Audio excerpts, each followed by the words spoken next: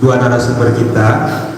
Barangkali di momen sesi pertama akan diisi oleh Pak Kian Amboro, nanti kedua oleh Pak Pandu, dan berikutnya nanti ada sesi diskusi ya.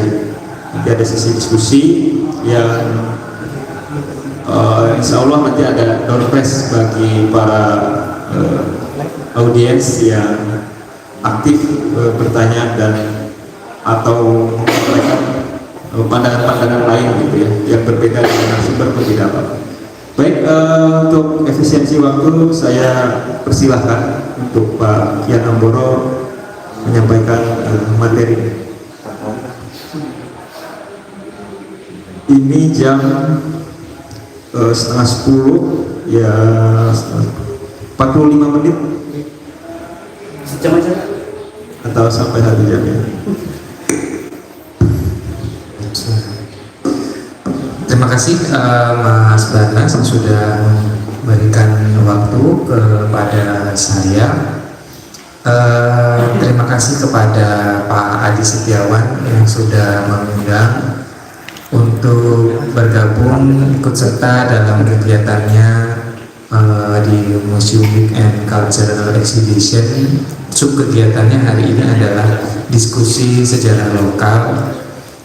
Saya diberi tema untuk memantik diskusi, karena ini judulnya diskusi, yaitu tentang kolonisasi Sukadana dan terbentuknya Desa Rejo Agung.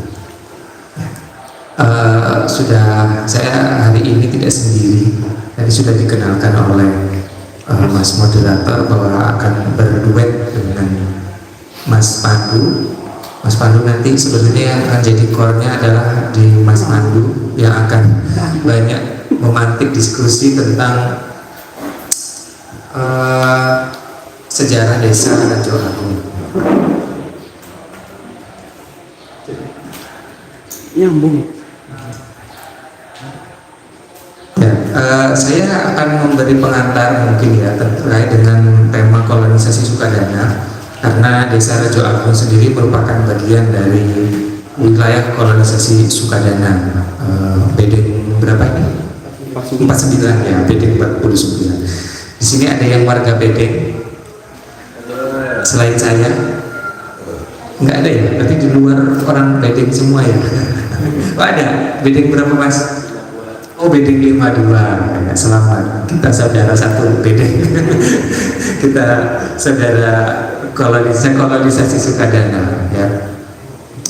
Ya, jadi wilayah kolonisasi Sukadana itu begitu luas ya. Kalau kawan-kawan pernah dengar di Kabupaten Lampung Tengah, Kota Metro dan Kabupaten Lampung Timur, daerah-daerah yang menggunakan toponim Bedeng dari Bedeng 1 sampai Bedeng 67 di Kecamatan Sekampung itu merupakan wilayah ekskolonisasi Sukadana ya. Meskipun sebenarnya kita diskusikan ternyata wilayah area asli kolonisasi Sukadana itu jauh lebih luas dari itu.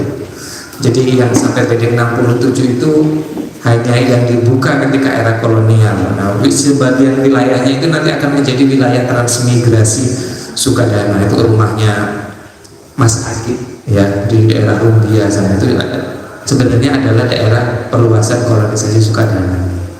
Tapi yang baru dibuka era pasca kemerdekaan. Lanjut, Mas Agit. Ini saya pakai materi yang sudah pernah saya presentasikan di Museum Nasional Ketransmigrasian tahun 2024. Ada beberapa penambahan data-data baru yang saya mutakhirkan.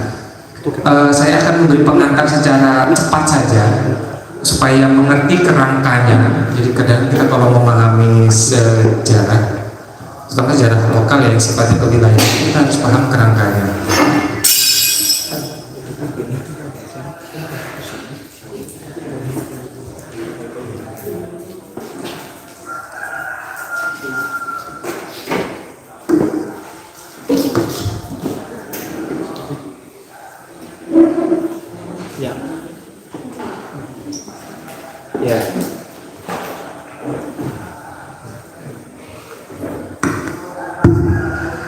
Ya, pertama saya akan coba mengantarkan tentang kebijakan kolonisasi.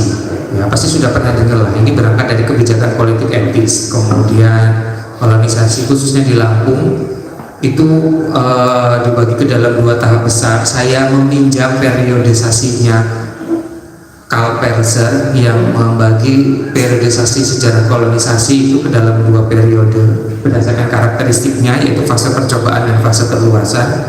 Kemudian saya akan masuk ke membincang tentang kolonisasi Sukadana dan perkembangannya.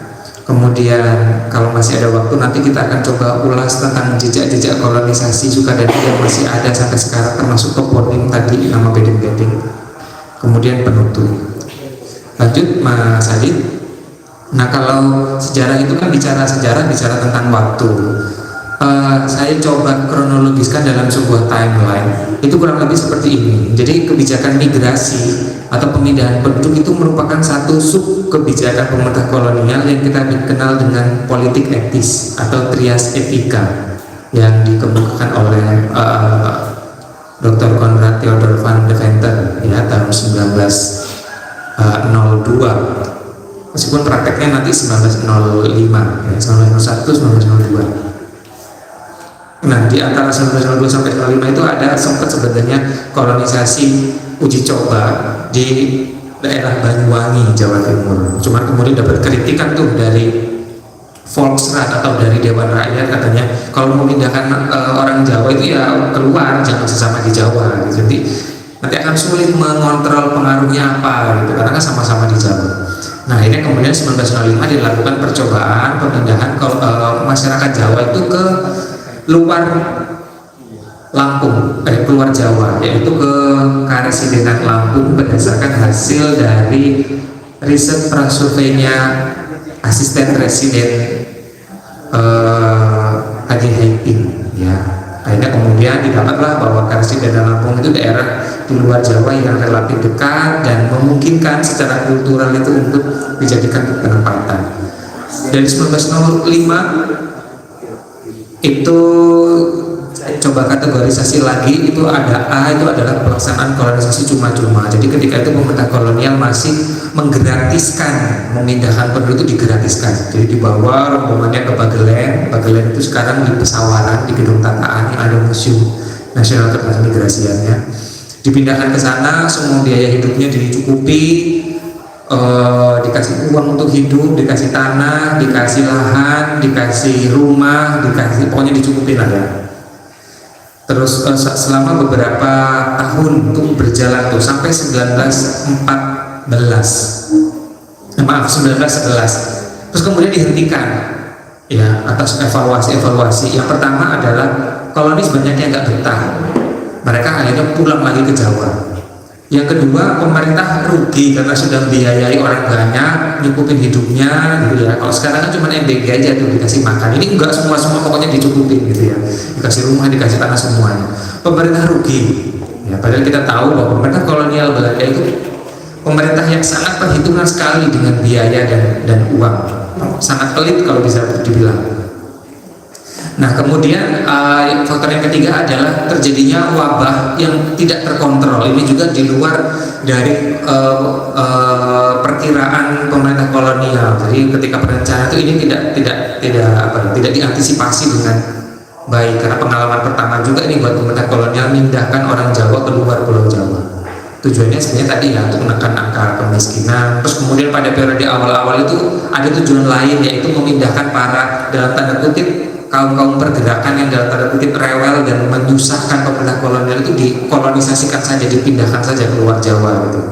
Meskipun nanti seiring berjalannya waktu alasannya kedua ini tidak lagi dilakukan, lebih ke alasan ekonomi ya untuk gerakan. Jadi kolonisasi itu dari tahun 1905 sampai 1941 itu berjalan dengan motif yang selalu berubah-ubah sesuai dengan situasi, kondisi, dan kebutuhan pemerintah kolonial ya. Jadi nggak semua sebenarnya kolonisasi itu memindahkan dalam tanda kutip orang-orang pergerakan, karena di kolonisasi Sukadana nggak ada. Tapi kalau di daerah di desa Purworejo, Wonodadi, di Bagelen itu banyak yang keturunan leluhur-leluhurnya dulunya mereka itu ikut organisasi Budi Utomo yang dianggap rewel oleh pemerintah kolonial itu dipindahkan. Tapi kalau di kolonisasi Sukadana nggak ada. Terus kemudian 1911 diganti namanya kolonisasi utang. Yang dulunya digratisin, ini cuma dipinjemin. Nanti setelah 2 tahun harus bayar. Ya, pemerintah harus bayar. Jadi biaya rumah, tanah, biaya hidup selama 2 tahun pertama itu masih ditanggung. Setelah 2 tahun pertama mereka sudah menghasilkan panen, mereka harus nyicil biaya awal itu tadi. Nah, untuk mengelola sistem ini, pemerintah kemudian membentuk namanya Lampung Volks Credit Bank atau Bank Perkreditan Rakyat Lampung. Nah, jadi kalau kita pernah dengar Bank Lampung yang sekarang, itu jauh sebelumnya era kolonial itu kita pernah punya namanya Bank Lampung. Ya. Cuma tugas Bank Lampung ini adalah mengelola uang perkreditan yang diberikan kepada kolonis untuk, kalau sekarang apa ya, saya nggak tahu tuh kalau PKH itu disalurkannya ke mana, kayaknya langsung transfer langsung ya. Nah, kalau dulu dikelola oleh satu lembaga bank yang memberikan pinjaman tadi ke kolonis, yang ngasih pinjaman, yang nanti ke kolonis baru datang, itu yang datang semua itu orang-orang bank. Nah, yang terkenal adalah kalau tadi kolonisasi tahap pertama itu Desa Bageleng, Gedong Tataan, Pesawaran kalau sekarang itu lokus kolonisasi tahap pertama yang masih cuma-cuma. Nah, yang kedua ini yang kolonisasi sistem utang atau pinjaman ini di under Afdeling Kota Agung atau yang kita kenal daerah Wonosobo. Ada yang daerah dari sana? Ada? Atau ada yang pernah main ke sana? Pernah ya. Ya, kalau pernah dengar daerah Wonosobo di Kota Agung, itu adalah daerah kolonisasi yang dibuka tahap kedua. Orang-orang di sana tuh dulu dapat pinjaman tuh utang, ya. Tapi terus kemudian kebijakan ini dihentikan tahun 1926-1927 karena banyaknya permasalahan, terutama skandal keuangan, ya. Jadi ketika itu kepala dari Lampung Volks Credit Bank ini adalah Mr. Skalwik, itu adalah asisten presiden Lampung. Itu terlibat skandal keuangan penggelapan dana. Jadi ternyata pertama uang-uangnya itu tidak tersalurkan dengan baik, kemudian ada penggelapan dana, kemudian kreditnya macet karena emang situasi ketika itu bayangkan saja hidup sangat sederhana dalam jangka waktu 2 tahun ya kolonis masih belum bisa lah membalikan uang itu, gitu kan. Jadi intinya negara kembali rugi, ya kembali rugi ditambah banyak masalah kasus. Akhirnya kolonisasi dihentikan setelah mengevaluasi dari 1905 sampai 1925, ini nggak banyak untungnya ini. Kebijakan tindakan orang Jawa ini malah mengeluarkan uang, cuma bikin rugi gitu ya. Sedangkan kita tahu bahwa pemerintahan kolonial Hindia Belanda itu kan berdiri atas motif ekonomi, ya. Jadi intinya nyari keuntungan sebesar-besarnya di tanah jajahan. Nah ini kok malah rugi. 10 tahun dari 05 sampai 25 akhirnya dihentikan.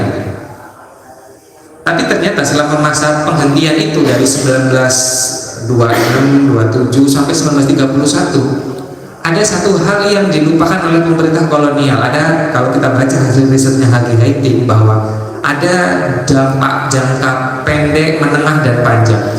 Ternyata nggak semua hasil risetnya H.G. Heiting itu meleset. Karena dampak jangka menengahnya itu mulai kelihatan tuh.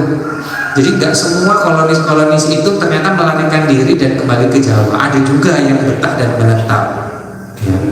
Nah, selama waktu dari 1905 sampai 1925 ini, kolonis-kolonis yang menetap dan akhirnya bisa bertahan dalam tanda kutip juga berhasil, ini ternyata memicu, menstimulasi munculnya kolonisasi spontan. Keluarga-keluarga di Jawa nyusul, ternyata nggak semuanya pulang gitu ya. Nah, di masa-masa transisi yang huruf C ini terjadi kolonisasi keluarga, kolonisasi spontan, ya. Sedangkan ketika itu pemerintah sudah nggak intervensi apapun lagi, pokoknya udah membiarkan aja, dan nggak ngurusin ini kebijakan yang merugikan. Tapi pemerintah kemudian juga ketika itu tidak melarang ketika adanya arus migrasi spontan tadi. Jadi kolonis-kolonis yang berhasil membangun tanah kolonisasinya itu dan berhasil menghidupkan daerahnya, ketika masa panen mereka sangat membutuhkan bantuan tenaga untuk memanen. Dan kita tahu bahwa ketika padi sudah masak dalam jangka waktu 30 hari, ketika tidak segera dipanen, padi itu akan rontok, ya.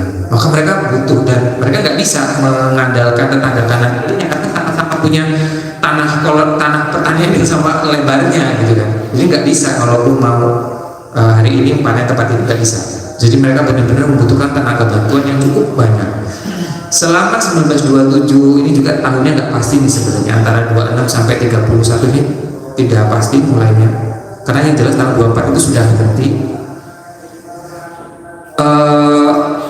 Banyak keluarga-keluarga dari Lampung, kolonis-kolonis dari Lampung yang menyusul keluarganya dibawa ke sini untuk bantu panen. Nah, itulah kemudian terjadi kolonisasi spontan. Itu ternyata masa-masa transisi itu sangat dicermati oleh pemerintah kolonial.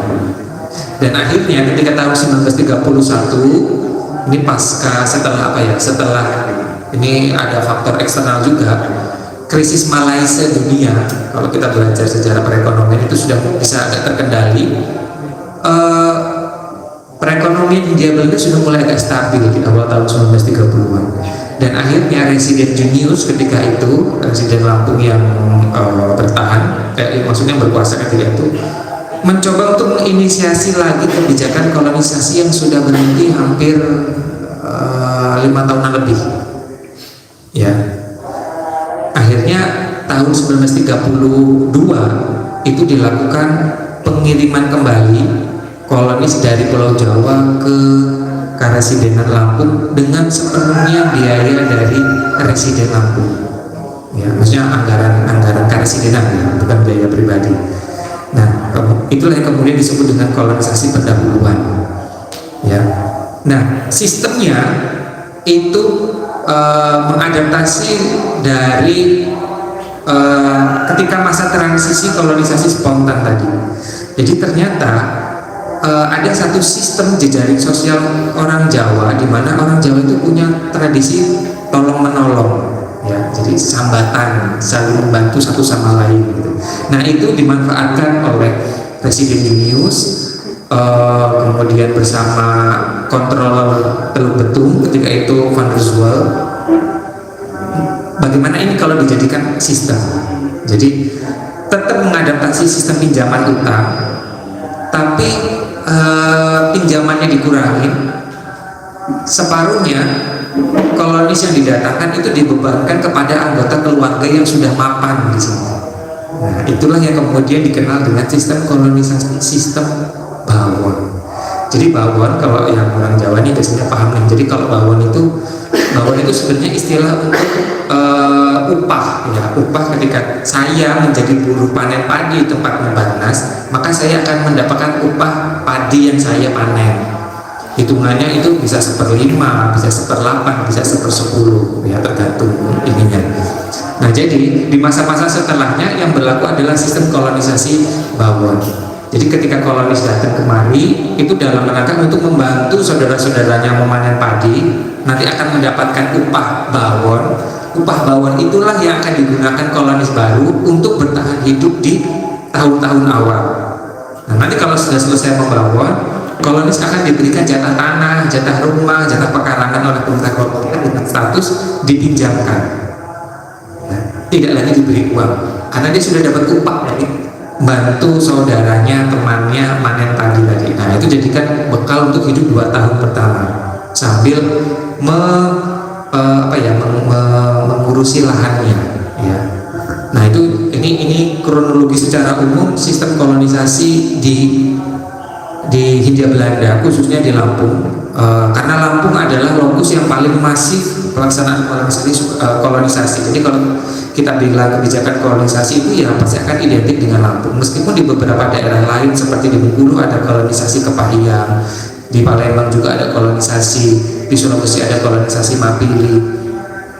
Cuman mereka banyak mengadaptasi dari kolonisasi Karesidenan Lampung. Jadi itu secara umum timelinenya. Lanjut Mas Adit. Ini agak cepat mungkin nanti. Nah, ini yang saya bilang tadi fase percobaan. Lanjut. Nah, ini kalau lanjut nanti sebelumnya. Nah, ini sistem cuma-cuma. Ini kolonisasi gedung tataan. Jadi kalau kita ke gedung tataan itu mereka adalah contoh bukti sejarah itu pelaksanaan kebijakan kolonisasi tahap awal, yaitu kolonisasi sistem cuma-cuma tahap awal. Lanjut lagi Mas Adit. Terus kemudian kolonisasi sistem pinjaman ini adalah kolonisasi di Wonosobo, ya.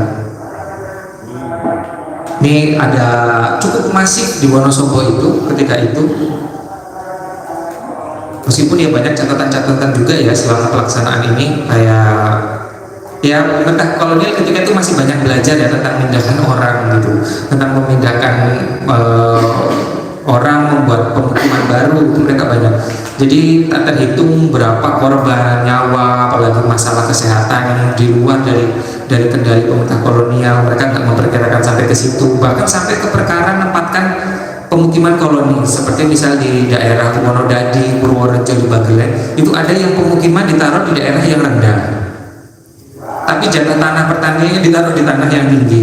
Jadi ketika musim hujan pemukiman mereka kerendam air, ketika lahan pertanian mereka kekeringan karena nggak dapat jatah air gitu ya. Nah, hal semacam itu juga kesalahan-kesalahan dilakukan oleh pemerintah kolonial dan ya nggak kehitung berapa korbannya gitu ya. Terus kemudian pengelolaan biaya juga itu yang masih mereka.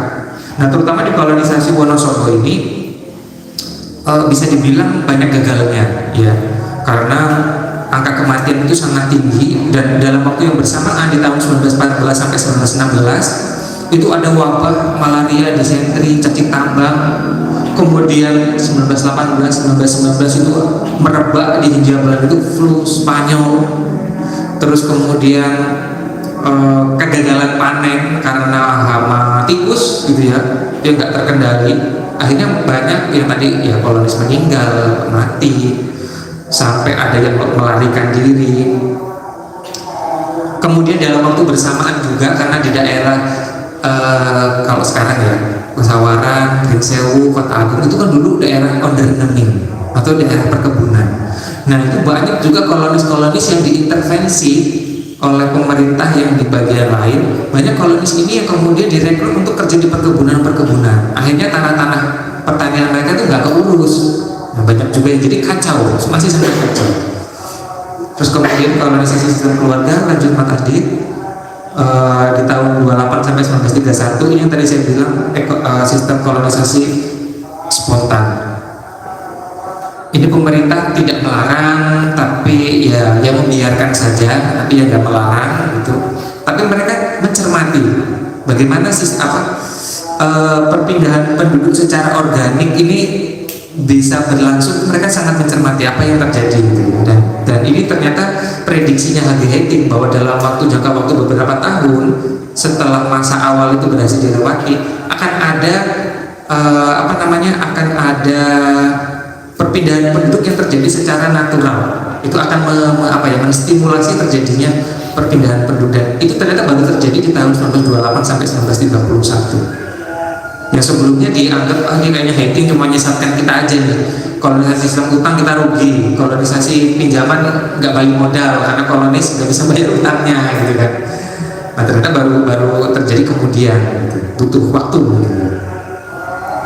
Nah, ke masa jeda diamati, lanjut Mas Adit, masa jeda kemudian diamati, banyak catatan-catatan yang diamati oleh pemerintah. Kemudian, nah dalam waktu bersamaan juga ada pemulangan buruh perkebunan ke Jawa. Jadi kan tanah jajahan Hindia Belanda itu gak cuma Nusantara ya, banyak, ada di Suriname, ada yang di mana-mana lah, macam-macam. Nah, itu depresi ekonomi tahun 1930 itu banyak kemudian membuat perusahaan-perusahaan itu bangkrut, dan akhirnya mengembalikan buruh-buruh yang tadinya direkrut dari Jawa itu dikembalikan lagi ke Jawa. Jawa kembali mengalami beban sumber daya yang tadinya mereka ini entah di mana, di Suriname atau di tanah jajahannya Belanda yang lain, di mana itu mereka kerja, underningnya bangkrut, ini dipulangkan lagi ke Jawa. Sedangkan di Jawa sendiri aja tidak ada masalah, terlalu padat gitu. Ini semakin menambah beban lagi, dan nanti akan mendorong tadi tahun 1930-an awal itu dimulainya lagi kebijakan kolonisasi. Karena ini menjadi permasalahan ya. Orang-orang yang tadinya kerja dipulangkan lagi ke Jawa dan jadi pengangguran di tanah yang sudah sangat padat. Yang Jawa sendiri itu sebenarnya sudah sulit sekali gitu ya kehidupannya. Maka menimbulkan permasalahan sosial, ekonomi, kriminalitas, karena orang yang tadinya kerja jadi nganggur gitu kan. Terus kemudian tadi melahirkan adanya konfigurasi ya. Konfigurasi itu maksudnya gabungan ya, intervensi kebijakan pemerintah kemudian mengamati kondisi mapan para kolonis-kolonis terdahulu, kemudian memanfaatkan jejaring sosial atau sistem sosial suku Jawa tadi, sambatan, gotong royong, tolong menolong itu dimanfaatkan. Konfigurasi inilah yang kemudian melahirkan satu sistem yang dianggap agak lebih sempurna dari sistem-sistem sebelumnya yang disebut dengan sistem kolonisasi Bawon. Ya, jadi ini mereka sangat belajar dari pengalaman dan sangat belajar dari kesalahan.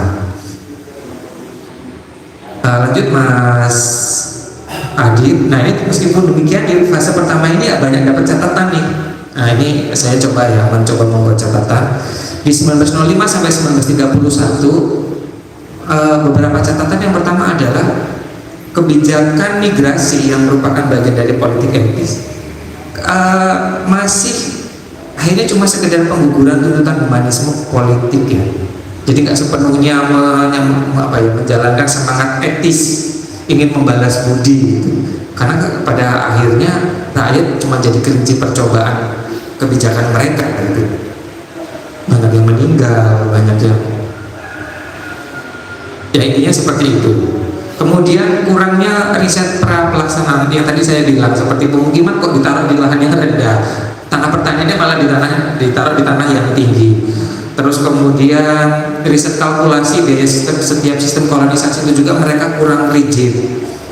Mereka kurang mempertimbangkan karakter kolonis, seperti misal kolonis yang dipindahkan itu petani, tapi kok kemudian dikasih lahan perkebunan, atau kemudian kolonis itu kan pertanian di Jawa, pertanian lahan basah, tapi di sini lahannya cukup baik untuk pertanian, tapi kurang pengairan irigasi, dan pemerintah di masa awal itu mereka tidak langsung memberikan fasilitas jaringan irigasi.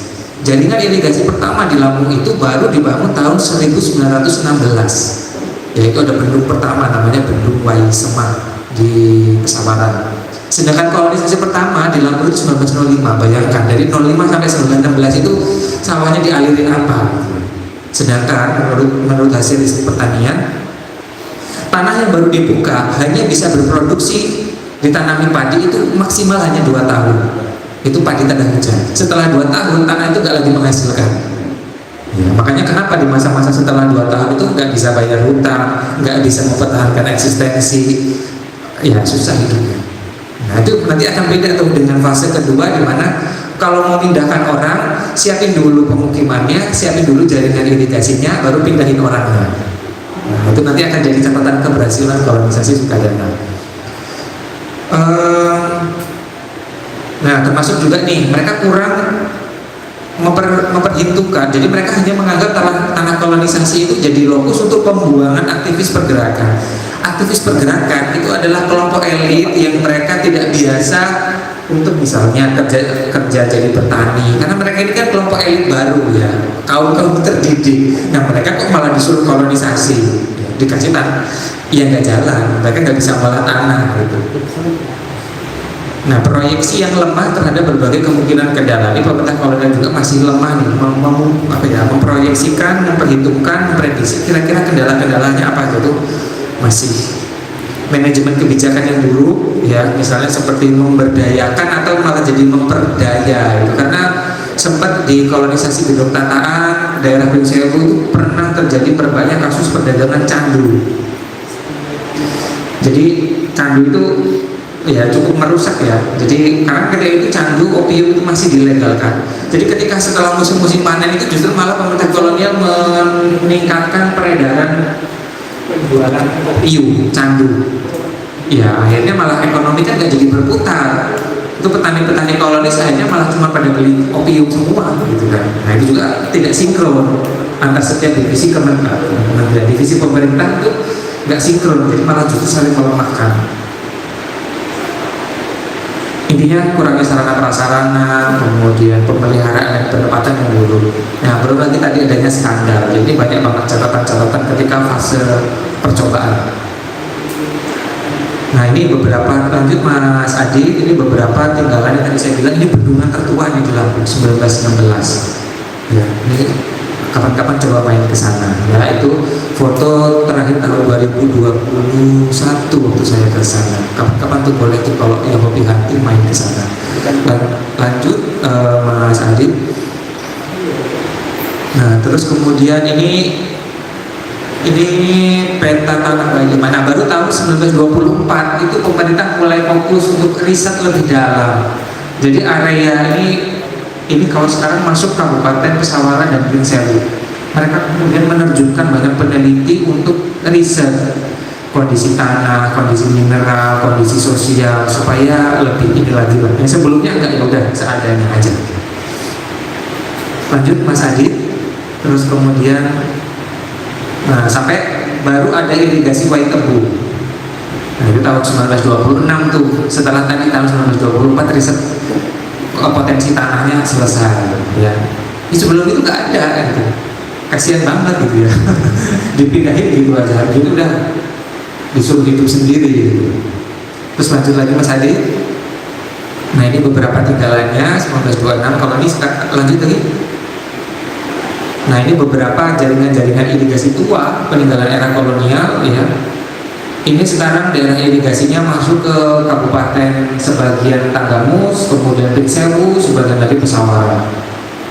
Ini masih ada nih peninggalan bangunan-bangunan kolonial. Lanjut lagi Mas Adi. Nah, itu yang di Y5, ada juga bendungan lamanya. Lanjut lagi. Nah, kita coba masuk ke fase perluasan. Lanjut. Nah, itu kalau kawan-kawan coba buka materi yang tadi sudah di-share, saya coba mengidentifikasi perbedaannya apa antara fase percobaan dengan fase perluasan. Jauh sekali ya. Dari waktu pelaksanaan, sistem pemukimannya, daerah penempatan kolonisasinya yang tadinya cuma di Ondel-Ondel Teluk Betung dan Kota Agung, kemudian di semua Ondel-Ondel, karakteristiknya sampai catatan-catatannya apa saja. Sampai pada akhirnya ditemukan satu rumusan kebijakan baru yang mengkonfigurasikan atau kombinasikan antara intervensi pemerintah kemudian dengan sistem sosial, sistem budaya dari suku Jawa itu dikonfigurasi dan mengalahkan satu sistem baru yang namanya sistem Bawor yang dinilai lebih tahan, lebih membuat kolonis itu mampu bertahan di tanah baru dan berjuang untuk menghidupkan tanah-tanah kolonisasi itu. Lanjut lagi Mas Adi. Nah, untuk sebarannya banyak banget nih di masa perluasan setelah tahun 1930-an. Di Ondel-Ondel Menggala itu juga ada loh kolonisasi. Di Ondel-Ondel Kota Bulu juga ada.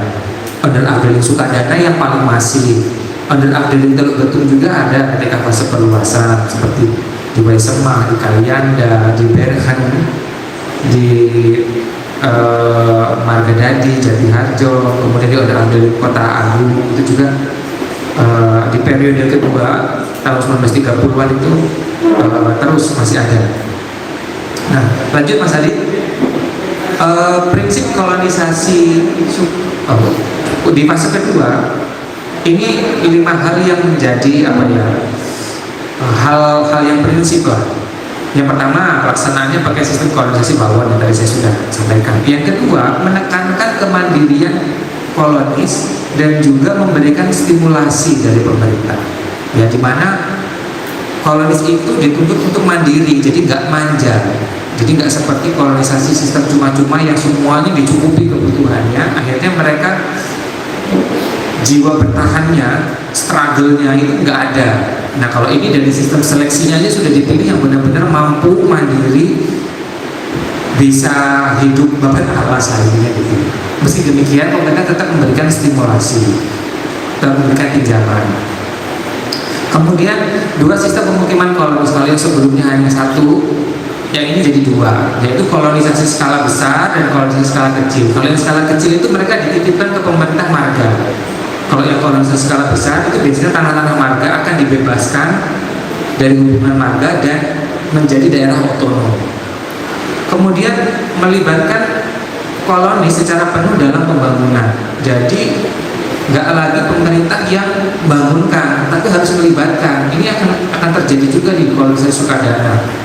Seperti pembangunan jaringan irigasi itu semua yang bangun adalah kolonis. Ya. Kalau sebelumnya kan pemerintah semua dananya jadi gede. Nah, kalau ini enggak. Jadi ada kolaborasi. Di masa-masa tunggu panen itu kan lama ya. Panen padi itu kan 3 sampai 4 bulan baru bisa panen kalau dulu. Nah itu kan setelah masa tanam itu nganggur, itu kolonis gitu ya. Nah itu mereka diminta ada kerja, namanya kerja, dan selama 2 tahun pertama. Nah, jadi setelah tahun ketiga, setelah tanah nggak bisa lagi menghasilkan, jaringan irigasi sudah bisa mengalir.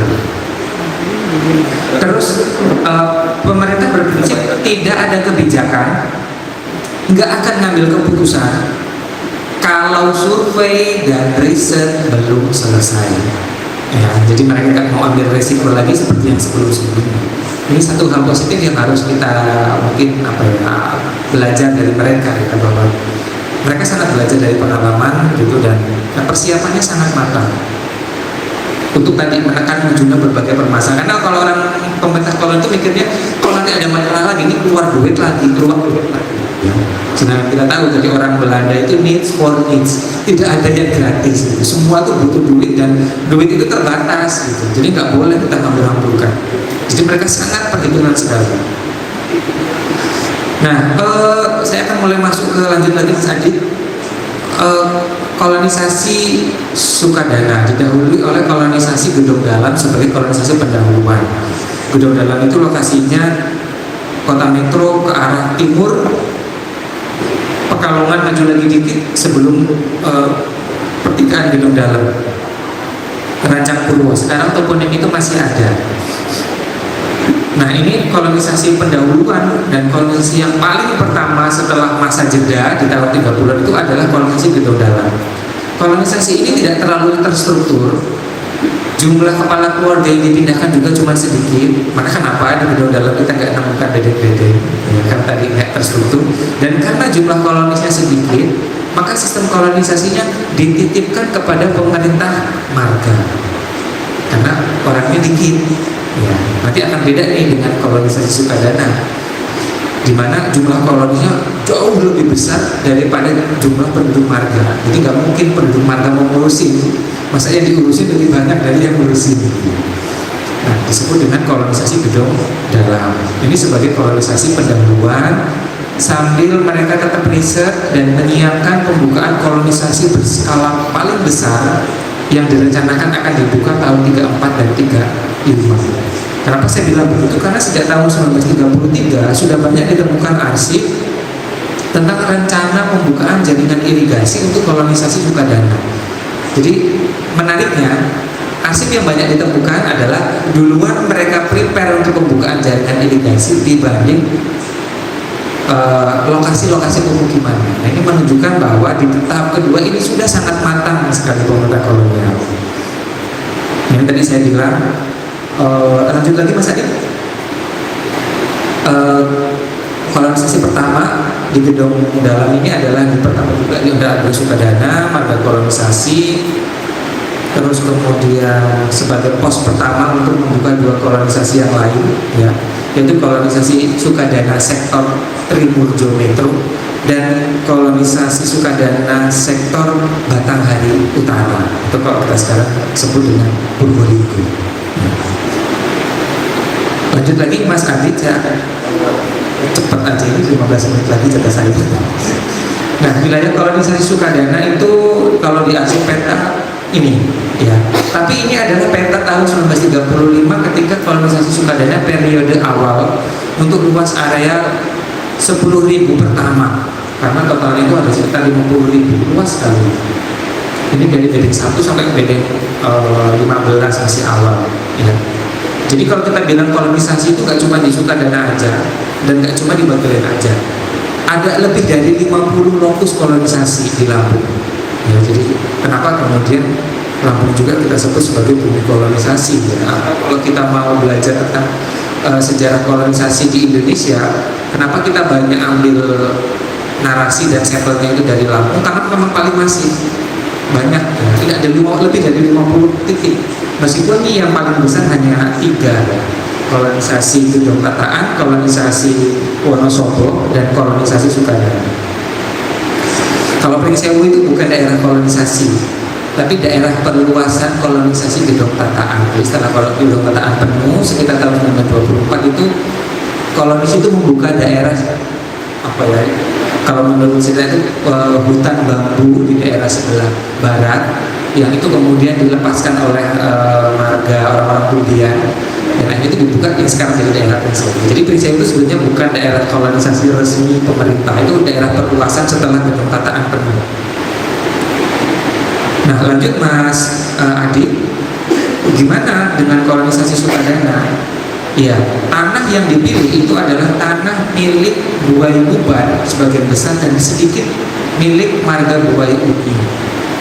Masalah tanah itu berhasil disepakati pada tanggal 17 Mei 1937. Itu ada beberapa arsip yang menyebutkan bahwa terjadi pertemuan antara pemerintah kolonial dan Dewan Marga di Sukadana dan menyebutkan bagaimana status tanah. Jadi ketika itu pemerintah menghendaki akan pembebasan, tapi kemudian pemerintahan marga itu tidak menghendaki adanya pembelian. Jadi ya sudah mereka bebaskan begitu saja. Mereka berikan. Gitu. Lanjut lagi Mas Adit. Nah ini induk desa Trimojo. Nah ini uniknya hanya di kolonisasi Sukadana istilah toponim nama bedeng-bedeng ini. Di kolonisasi lain itu nggak ada. Maka kalau kita ke Gedung Tataan, kita ke Wonosobo itu mereka nggak ada istilah bedeng-bedeng. Nah ini ada potongan peta yang ada nomor-nomor bedeng-bedengnya. Dibuka pertama tanggal 25 Maret 1935 ya, dibuka oleh Residen Ruknaker. Yang pertama kali dibuka itu bedeng 1 di Trimojo.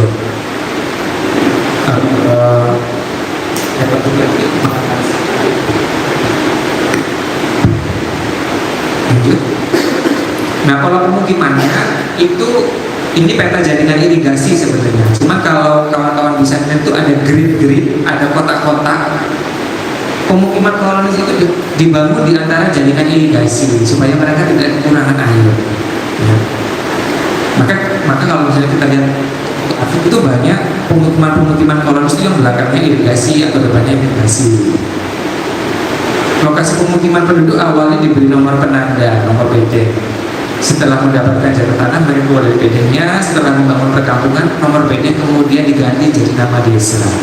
Ya, ada 11A, bedeng 11A menjadi Simbarwarini, bedeng 5 menjadi Simbarmanuro, kemudian bedeng 15 menjadi Metro Iring Mulyo, dan seterusnya. Nah kemudian pembangunan bendung Argobulu, ya. Nah ini juga yang rencananya sudah matang sejak tahun 1934. Jadi mereka tidak lagi, mereka memikirkan bahwa kalau sudah memindahkan berarti harus membangun jaringan irigasi. Kalau mau menambah luas pemukiman kolonisnya berarti harus menambah lagi jaringan irigasinya. Ini seperti itu. Nah ini bendung Argobulu ini menjadi satu sarana irigasi vital yang akan mencukupi kebutuhan seluruh wilayah kolonisasi Sukadana. Tadi saya sebut bahwa ini melibatkan kerja wajib kolonis selama 75 hari dalam setahun. Apakah mereka kerja paksa? Tidak, ya, karena menurut catatan mereka diberi upah sebesar 2,5 florin atau 2,5 gulden. Dengan masa wajib kerja adalah 75 hari dalam setahun. Itu biasanya kalau 1 minggu 7 hari, 5 hari mereka bekerja menggarap tanahnya, yang 2 hari mereka akan kerja dari menggali irigasi. Nah lanjut lagi Mas Adit, ini beberapa arsip tentang pembangunan. Lanjut lagi terus. Nah kemudian di tahun 37 pemerintah kolonial meresmikan satu ibu kota dari kolonisasi Sukadana. Lanjut lagi, yaitu Metro. Karena memang wilayah kolonisasi Sukadana ini diproyeksikan nantinya mau dijadikan daerah otonom, menjadi state quiz, kota peraja, ya. Jadi wilayah setingkat dengan Angling, tapi dia statusnya kota, ya. Sama kalau sekarang itu seperti kabupaten sama kota, ya. Jadi ada ibu kotanya yaitu di Metro di BD 15. Jadi ini semua sudah ada perencanaannya matang. Oleh karena itu, kenapa kolonisasi Sukadana begitu banyak arsip bisa kita temukan dan bisa kita jumpai dibanding dengan kolonisasi yang lain. Lanjut lagi Mas Adit, ini beberapa keunikan tentang misalnya kayak Metro, bahwa tata ruangnya khas, jelas sudah emang benar-benar direncanakan, bahkan sampai mengadaptasi pengetahuan kosmologi Jawa, yaitu catur gatra tunggal gitu ya. Sama seperti ibu kota kerajaan Hindu dan kerajaan Islam di Jawa, itu metropolanya seperti itu. Ada masjid, alun-alun, ada pusat ekonomi atau pasar, dia mengadaptasi pola itu. Lanjut lagi Mas Adi. Nah, ini konfigurasi catur gatra tunggal dan unsur kolonialnya. Itu beberapa sudah saya identifikasi. Ini kota tua metro. Meskipun sekarang sudah nggak kelihatan lagi. Lanjut lagi Mas Adi. Oke, saya rasa itu terus aja. Nah, ini ini pola konsentris yang tadi saya sebut. Saya bilang bahwa Metro itu sangat direncanakan sekali sebagai pusat ibu kota dari kolonisasi Sukadana, dan daerah-daerah sekitarnya seperti Tribunjo, Pekalongan, Batanghari, dan Sekampung itu adalah daerah-daerah penyangga dari ibu kota. Jadi kolonisasi Sukadana itu sebegitu sistematisnya. Nah, yang kiri ini adalah pola pembagian wilayah kekuasaan.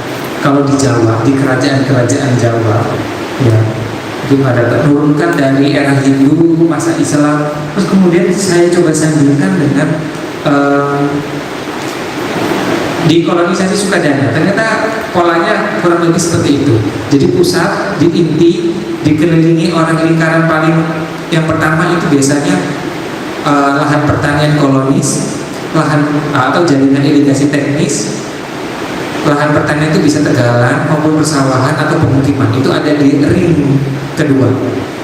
Di ring ketiganya itu biasanya akan berbatasan dengan kawasan hutan produksi, kawasan industri olahan hasil hutan, kawasan hutan masyarakat adat, atau pemukiman masyarakat adat. Misalnya nih, yang ada ring paling luar nih, kawasan hutan produksi itu misalnya di seberang Bantul, kalau sekarang Metro Kibang. Dulu itu sama pemerintah kolonial tidak boleh dibuka karena daerah Metro Kibang itu dulu dikhususkan sebagai hutan produksi. Terus kemudian kawasan industri olahan hasil hutan. Ini contoh misalnya di daerah Natal, ya. Itu dulunya berdiri banyak pabrik-pabrik tuh. Ada satu pabrik yang sekarang masih beroperasi, yang sekarang sudah ngolah karet. Tapi kalau dulu dia ngolah hasil kayu hutan, namanya pabrik kayu lapis, triplek, ya. Itu ngolah dari hasil hutannya. Atau kawasan hutan masyarakat adat, Unggul misalnya, Unggul, Lampu Tengah, itu dulu tidak diproyeksi untuk dibuka karena itu merupakan hutan adatnya Buai Umi. Ya.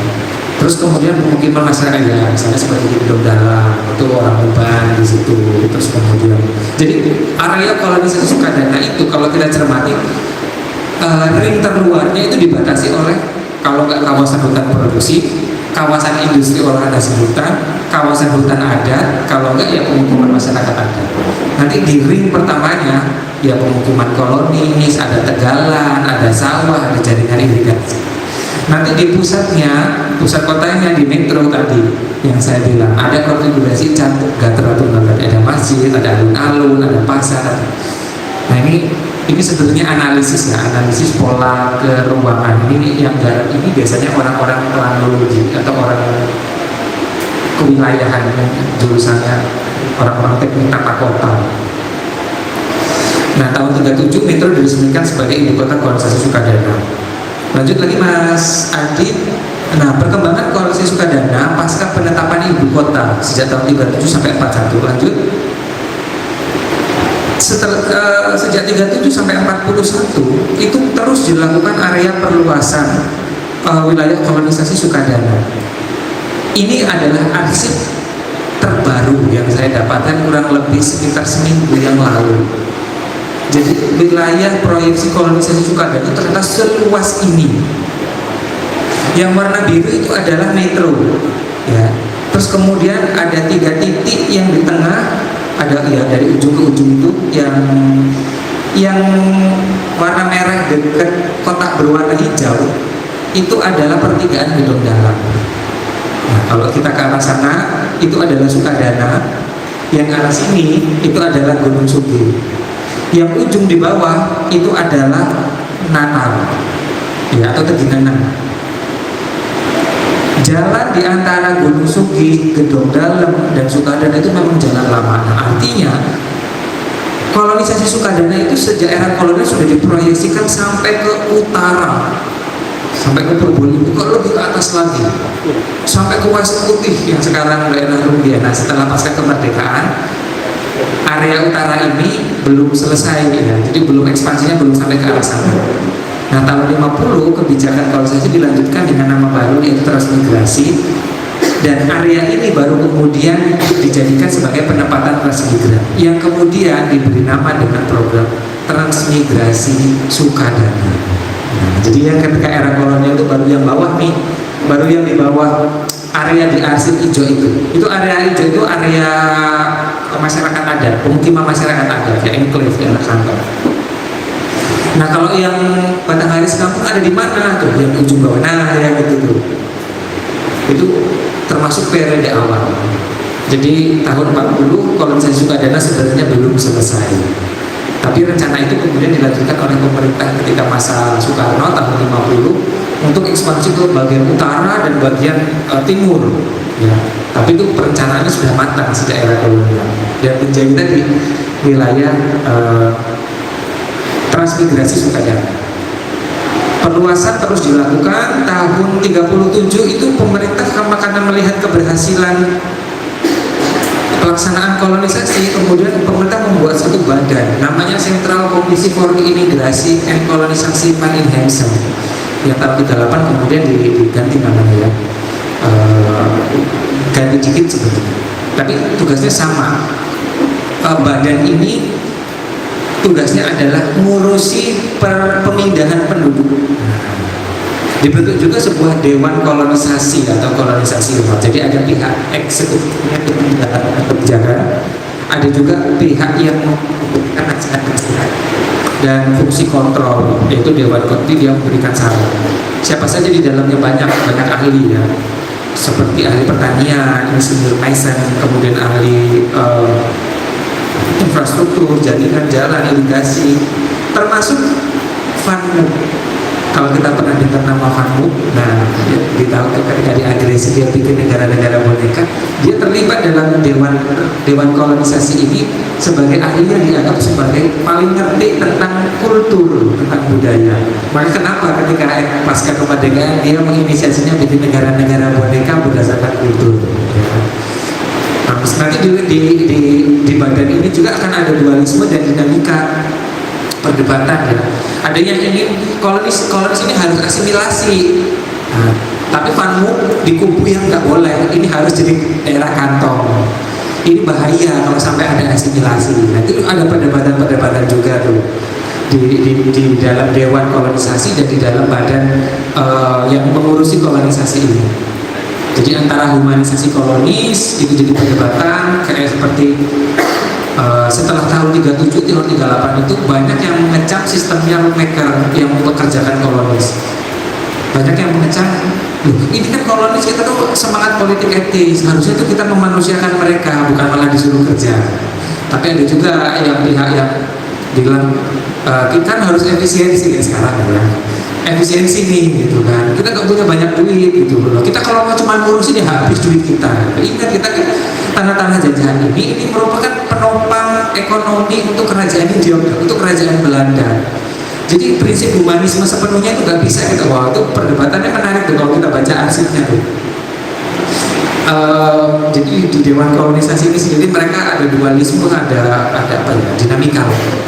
Yang satunya pro humanis, satunya tadi ada yang asimilasi, ada yang menginginkan kantong. Pokoknya enclave aja, nggak boleh ini antara penduduk asli dengan penduduk kolonis ini membaur, nggak boleh. Nah, terus kemudian pasca 37 sampai 40 juga ada kebijakan yang lebih masif dan terstruktur. Kalau yang sebelumnya itu tidak ada program propaganda, di tahun 38 dan tahun 39 itu masih pemerintah membuat program propaganda dengan publikasi berbagai media seperti surat kabar, poster, hingga film. Mereka bikin film kolonisasi ya.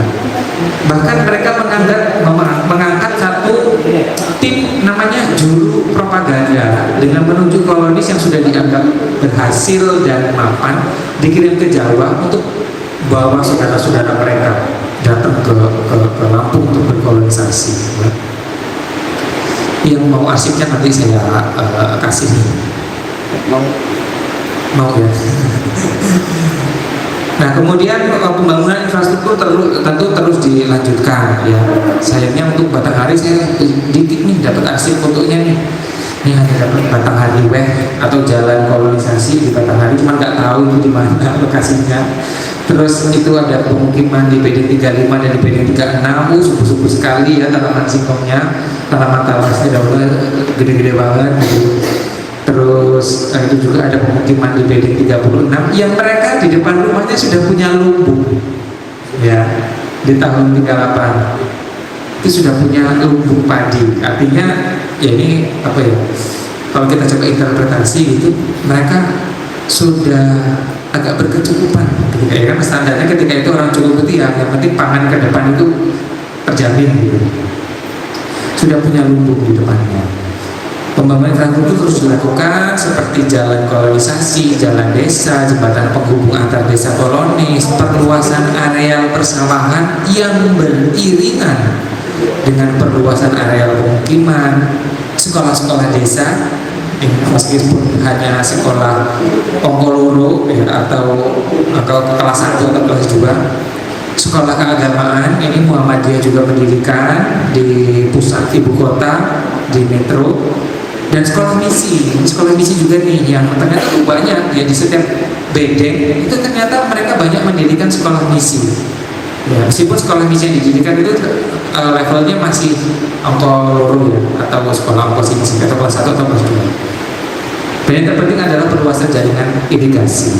Lanjut lagi Mas Adi ya, ini slide faktor kemajuan dan sejumlah catatan. Yang jelas yang membuat kemajuan yang membedakan di fase sebelumnya adalah sistem kolonisasi ini berdasarkan hasil evaluasi dan dianggap tepat ya. Kebutuhan air baku tercukupi sejak awal, jadi panen sudah bisa. Jadi masa 2 tahun pertama itu mereka masih sawah tak ada hujan. Masa 2 tahun pertama itu juga mereka dilibatkan untuk bangun irigasi. Ketika tahun ketiga tanah nggak lagi produktif dan membutuhkan jaringan irigasi, saluran irigasinya sudah berfungsi, jadi tidak ada masa kosong ya. Kemudian tata rencana ekosistem sosial yang sesuai dengan karakter kolonis tadi, seperti tata ruang pemukiman, tata pusat kota yang tadi ada saya bilang ada perdebatan tadi. Jadi yang berlaku adalah dengan memindahkan Jawa, maka berlaku daerah-daerah kantong tadi, mencegah terjadinya asimilasi, membuat kolonis dianggap lebih betah dengan situasi yang sama seperti di Jawa. Kontrol dan pengawasan ketat oleh pemerintah. Nah ini, jadi pemerintah secara ketat dan konsisten mengawasi kolonis itu harus fokus ngolah lahan pekarangan dan lahan sawahnya. Nggak seperti fase pertama yang mereka boleh kerja perkebunan, kemudian boleh ngapain aja gitu ya, nggak boleh. Kalau di fase kedua ini tidak boleh. Kolonis harus fokus ngurusin tanahnya. Kalau fokusnya terbagi, nanti nggak maju-maju, nanti tanah nggak berkembang ya. Nah salah satunya adalah itu. Jadi kolonis hanya boleh ngurusin tanah mereka, nggak boleh kerja di perkebunan, atau kalau ada masa tunggu untuk memanen ya udah kerja aja bikin jaringan irigasi, atau kalau mau ya buka tanah baru aja, nggak boleh kerja yang lain-lain. Jadi dijaga fokusnya. Nah meski demikian ada catatan lain ya. Akhirnya semangat etis tadi jadi berubah ke eksploitatif ya. Ini nampak jelas dan nyata. Tanah kolonisasi diproyeksikan sebagai lumbung pangan Hindia Belanda. Ini ada dokumen yang menyebutkan tentang itu, bahwa karena hasil panen yang luar biasa, Karesidenan Lampung atau tanah-tanah kolonisasi itu menjadi lumbung pangan kedua setelah Jawa. Akhirnya jadi eksploitatif, nggak jadi etis lagi. Terus kemudian eksploitasi tenaga kolonis, pembangunan irigasi dan skandal upah. Karena sebenarnya pemerintah kolonial itu ya punya berbagai macam alat teknologi untuk membangun irigasi, jaringan irigasi. Cuman daripada buat mereka biaya besar mendatangkan alat-alat itu, lebih baik menggunakan tenaga kolonis saja. Terjadinya enklave yang isolatif secara kultural, anti asimilasi. Akhirnya daerah kayak Tumurjo, Metro, Pekalongan, Batanghari, Sekampung jadi daerah kantong isinya orang Jawa semua gitu ya. Pokoknya kalau masuk ke daerah itu ya udah kayak ke Jawa. Beda kalau kita ke daerah-daerah kolonisasi yang ada di Bengkulu, di Kepahian, atau di Palembang. Di sana apakah nggak ada? Ada. Tapi kalau kita ke sana asimilasi terjadi. Orang Jawa di sana akan ngomong Palembang, orang Jawa di sana akan ngomong Bengkulu, tapi tidak dengan orang Jawa di Lampung. Malah orang Lampung yang ngomong Jawa. Jadi karena tadi ini dampak kebijakan ini tadi, perkembangan itu terjadi karena pemadatan, bukan pertumbuhan.